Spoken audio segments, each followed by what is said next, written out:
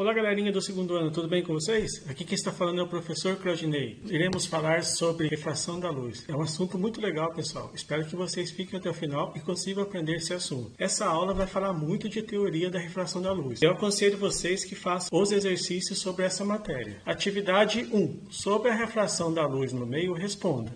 A. Meios físicos compostos por diferentes materiais têm diferentes índices de refração, como por exemplo, o diamante, 2,42 e a água, 1,33. O que é o índice de refração e quais grandezas ele está relacionado? Procure a expressão matemática que é usada para sua determinação. Primeiro, o que é refração? Refração nada mais é do que a mudança da velocidade da luz quando passa de um meio para o outro. Isso ocorre quando a luz atravessa a interface entre dois meios ópticos e transparentes. Por exemplo, nós temos um copo d'água com um lápis. Vocês podem observar que ocorreu uma deformação, ocorreu uma mudança da velocidade da luz passando do meio do ar para a água. E aqui nós temos a interface de separação dos dois meios. Temos que o índice de refração determina a relação existente entre a velocidade da luz no vácuo e a velocidade da luz no meio estudado. Ou seja, o índice de refração dado pela letra N é C sobre V, onde N é o índice de refração, que é uma grandeza adimensional, C é a velocidade da luz no vácuo, ou muitas das vezes pode ser considerada no ar, que é 3 vezes 10 à oitava metros por segundo. Essa é a maior velocidade conhecida.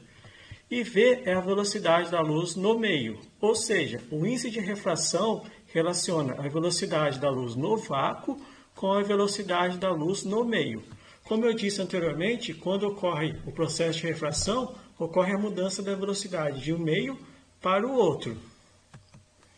Aqui está sendo mostrada alguns índices de refração para a água. 1,3333, o álcool etílico, o acetona, querosene e o óleo laxante. Vocês podem observar que o valor está aumentando. Quando isso acontece, quer dizer que a velocidade está diminuindo. O índice de refração, quando valores são maiores, a velocidade irá diminuir. Quanto maior o valor de N, o índice de refração, menor a velocidade da luz no meio, como eu disse anteriormente. Nós temos uma relação. O maior valor de N, ou seja, do índice de refração, o meio é mais refringente. Quanto menor o valor de N, o meio é menos refringente. Então, a água é menos refringente em relação ao óleo laxante. Porém, a velocidade da luz na água é maior do que a velocidade da luz nesse meio, que é o óleo laxante. Ou seja, é inversamente proporcional. Quanto maior o valor de N, menor a velocidade da luz. Tudo bem, pessoal? Item B. De acordo com a lei de Snell-Descartes, um raio de luz, ao atravessar dois meios com índice de refração diferentes, pode sofrer mudanças na trajetória. Explique melhor essa lei e descreva quais situações o raio de luz se aproxima ou se afasta da normal ao ser refratado. Então, primeiro, o que é normal? Normal é uma reta perpendicular aos dois meios, uma reta que vai servir de base para a verificação dos raios incidentes e os raios refratados. Então, a lei de Snell-Descartes é aquela em que se calcula o valor do desvio sofrido pela refração da luz. Nós temos a relação NA vezes o seno de I igual a NB vezes o seno de R, onde NA é o índice de refração do meio A, NB é o índice de refração do meio B, I é o ângulo de incidência, ou seja, é o ângulo formado entre o raio incidente e a normal, e R é o ângulo de refração, ou seja, é o ângulo formado entre o raio refratado e a normal. Nós temos um exemplo aqui. Nós temos a reta normal, que é uma reta perpendicular aos dois meios. Então, nós temos o raio, que ele vem, o raio incidente vem, bate nessa superfície, e quando você muda de meio, ocorre um desvio, ocorre uma mudança da velocidade. Nós temos o raio incidente, o ângulo de incidência, o raio refratado e o ângulo de refração. A relação do índice de refração do meio A vezes o seno desse ângulo, que é um ângulo de incidência, é igual o índice de refração do meio B vezes o seno de refração. Agora, quando ele se aproxima da normal ou quando ele se afasta da normal? Isso está relacionado com o ângulo. Se a gente fosse observar, se não tivesse esses dois meios, o feixe de luz ele seguiria esse caminho. Porém, ele teve um desvio. Podemos observar que aqui ele está mais próximo da normal, o ângulo de refração. Quando isso acontece? Por exemplo, quando eu passo do ar, cujo o índice de refração vale 1, para a água, que o índice de refração vale 1,33. Ou seja, a luz está passando de um meio menos refringente para um meio mais refringente, passando de um meio com índice menor para um índice maior. Caso o raio refratado ele vai se aproximar da normal. E quando ele se afasta da normal, nós temos o meio A e o meio B. Esse raio ele está mais afastado da normal, nós temos um ângulo maior em comparação a esse. Ele está se afastando da normal. Quando isso acontece? Quando nós passamos da água, que tem um índice de 1,33, para o ar, que tem um índice de refração de 1. Ou seja, quando a luz passa de um meio mais refringente, que tem um maior índice, ou seja, está passando da água, que possui um índice maior do que o ar, o raio refratado ele se afasta da normal. Tudo bem, pessoal? Item C. A foto ao lado mostra o reflexo de árvores na água. Então, nós podemos observar o reflexo das árvores, o reflexo das nuvens. Então, explique como a superfície da água pode exibir tanto reflexão especular como reflexão difusa. Então, nessa figura, podemos observar tanto a reflexão difusa quanto a especular, devido às características da água. Primeiro, reflexão especular ou regular é quando nós temos uma superfície totalmente lisa, não tem irregularidades. Quando o feixe de luz bate, os raios saem paralelos, não tem deformações. Então, isso acontece quando a água está muito calma, sem ondas. Então, não tem essas ondulações, não tem essas imperfeições. Então, o feixe de luz bate e ele sai paralelo, ele sai bonitinho. Viu, brothers? Tudo bem, galerinha?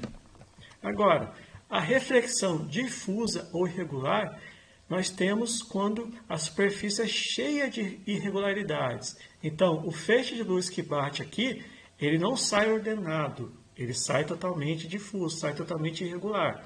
Um raio vai para lá, outro raio vai para cá. Então, tem essas irregularidades na reflexão dos raios. Então, isso acontece quando a água está muito agitada, com ondas, com irregularidades. Só tome cuidado, pessoal, não confunde com reflexão total. Reflexão total acontece quando o feixe vem, bate na superfície e ele é totalmente refletido. Nenhuma parte do feixe entra para dentro do material. Porém, como eu disse anteriormente, isso acontece só quando passa de um meio com maior índice para o menor índice.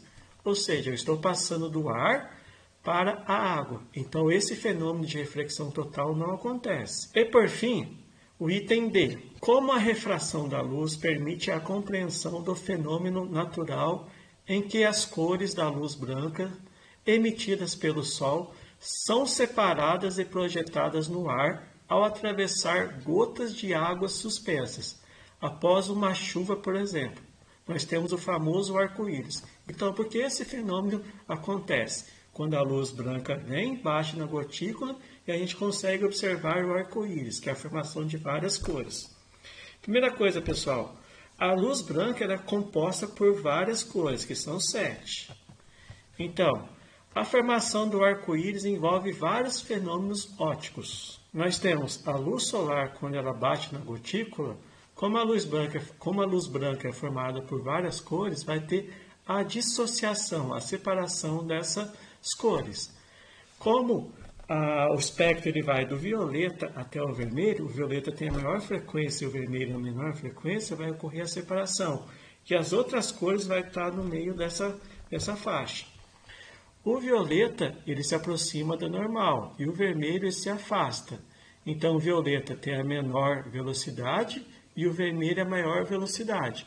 Quanto menor o ângulo, maior o índice e menor a velocidade. Então, nesse caso, o violeta tem a menor velocidade e o vermelho tem a maior velocidade. Então, quando a luz atinge a gota, ela sofre dupla refração. Nós temos essa refração e depois novamente essa refração. E ocorre uma reflexão total. Então, nós temos dupla refração e uma reflexão total.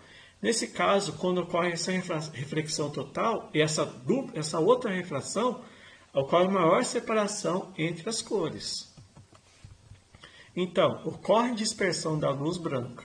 A cor vermelha se afasta mais da normal e a cor violeta se aproxima mais do normal. Assim, o índice de refração é maior na cor violeta e menor na cor vermelha, como eu disse anteriormente. Para o melhor entendimento, vamos verificar a dispersão da luz ao incidir em um meio. Quando ocorre a separação da luz branca em outras cores, o fenômeno observado é a dispersão da luz. Então, nós temos a luz branca, quando ela bate na superfície do material, na interface, ocorre o processo de refração. Nisso ocorre a dispersão, a separação das cores. Nós temos a formação das várias cores, que são, nós temos a ordem de aproximação em relação à reta normal. Nós temos a vermelha, que mais se afasta da normal, é o que menos se aproxima da normal. Temos a cor alaranjada, a cor amarela, a cor verde, azul, anil e a violeta. É a que mais se aproxima da normal. Se ela que mais aproxima é o que tem maior índice, ou seja, é o que tem menor velocidade. Então, a velocidade ela vai aumentando nessa direção, nesse sentido.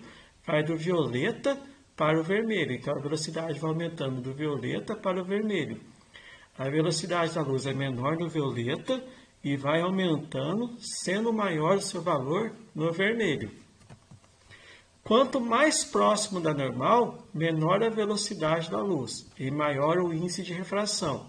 Então, a violeta tem o maior índice de refração e a menor velocidade, enquanto o vermelho ele tem o menor índice e a maior velocidade. Assim, nós temos uma relação. O índice de refração do violeta ele é maior do que o vermelho. Ele vai diminuindo nessa direção o índice.